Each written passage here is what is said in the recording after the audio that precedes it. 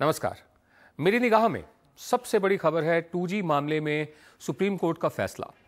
एक शब्द है लोक सेवक, यानी पब्लिक सर्वेंट, यानी जनता की सेवा करने वाले, जनता के नौकर। कायदे से हमारे नेताओं और अफसरों को जनता का सेवक होना चाहिए, नौकर होना चाहिए, लेकिन वो मालिक बने बैठे हैं। इस तरह कि उनके खिलाफ मुकदमा चलाने के लिए भी सरकार से इजाजत मांगनी पड़ती है। आमतौर पर यह इजाजत इतनी देर तक अटकी रहती है कि मामला ठंडा पड़ जाता है, मर जाता है, लेकिन शायद अब ऐसा नहीं हो। सुप्रीम कोर्ट ने कहा है कि सरकार ऐसे मामलों में 4 महीने में फैसला कर ले। इस फैसले का हमें स्वागत करना चाहिए, भले ही इससे नेताओं अफसरों की मुसीबत बढ़े और तिहाड़ की आबादी भी बढ़े।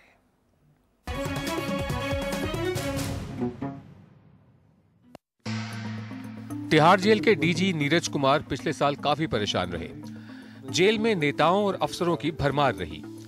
हाई प्रोफाइल लोग यहाँ पर आए, उनको रखा गया, उनसे कनेक्टेड जितनी भी समस्याएं आई वो एक अपने तरह से एक अजीब सी समस्याएं थी जो पहले हमने कभी नहीं फेस की।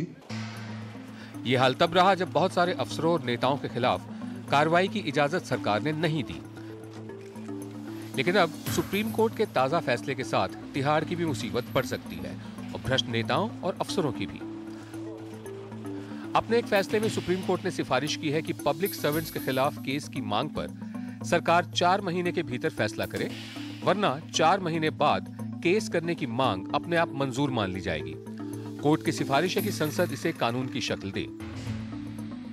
सुप्रीम कोर्ट का यह फैसला सुब्रमण्यम स्वामी की अपील पर आया है, जिन्होंने टेलीकॉम मिनिस्टर रहे ए राजा पर मुकदमा चलाने की इजाजत दिए जाने की मांग की थी। ए राजा पर पहले ही केस शुरू हो चुका है, वो जेल भी पहुंच चुके हैं। लिहाजा अपील में यह सवाल अहम हो गया कि आखिर सरकार किसी के खिलाफ केस चलाने की मांग कितनी देर तक टाले रख सकती है।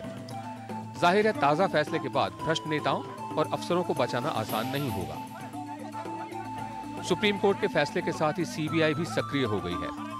सीबीआई बता रही है कि उसने 80 मामलों में 169 अफसरों के खिलाफ मुकदमा चलाने की इजाजत मांगी है।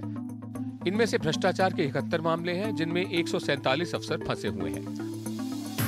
लेकिन मामला अफसरों का नहीं, नेताओं का भी है।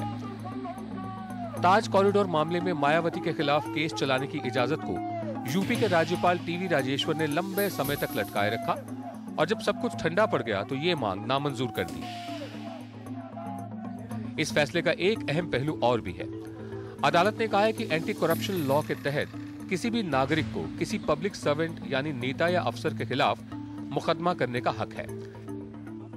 इसका एक मतलब यह भी है कि आने वाले दिनों में शीला दीक्षित की मुश्किल बढ़ सकती है, क्योंकि कॉमनवेल्थ घोटाले में एक अपील अदालत में उनके खिलाफ भी पड़ी हुई है।